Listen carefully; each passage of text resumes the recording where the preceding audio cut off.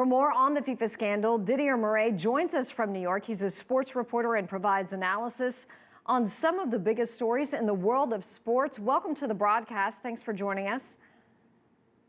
Thanks for having me. Sepp Blatter has retained his role of leading FIFA. Were you surprised by this move? And do you think he should step aside after now more alleged corruption under his watch? I was actually more surprised that Prince Ali received so many votes. But at the end of the day, the reality is when it comes to FIFA voting, all the votes are equal. So countries like the US or England, their vote doesn't count any more differently than Cameroon or Chad, for example. So it really didn't surprise me because Blatter was the favorite coming into this, and because he has so much support, especially within Africa and Asia, he's done so much for a lot of those countries to bolster their programs. I mean, and the fact that they account for over 100 of the votes, this didn't surprise me whatsoever. That said, I do believe that he should resign because this all happened under his watch, so somebody needs to be held accountable. And for him to say that he didn't know and he can't control everybody, unfortunately, when you're at the top of FIFA and you're in charge of these promotions, somebody has to be held accountable. And if you're making decisions, that has to be Blatter.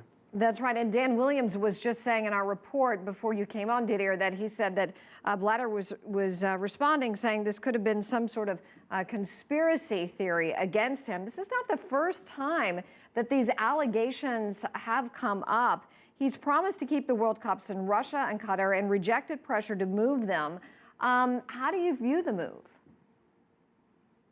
Well, as of right now, it seems that everything is going to stay in place with Russia and Qatar with those World Cups. That said, I think the Swiss investigation is going to be key because these investigations, especially with the Swiss, that comes with subpoena power, meaning obviously that some people, if they fail to cooperate, they will face the penalty of jail, and that'll obviously be a big threat. And there's definitely going to be a pursuit to get some of these people that already have been arrested to talk and try to see if they can implicate Blatter. So that'll be definitely very interesting.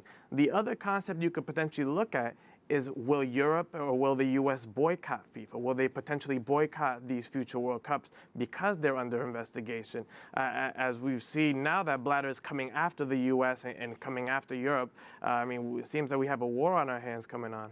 Well, Didier Morais, we certainly appreciate your time and your insight on this very important story in the world of soccer and football. Thank you for joining us live in New York.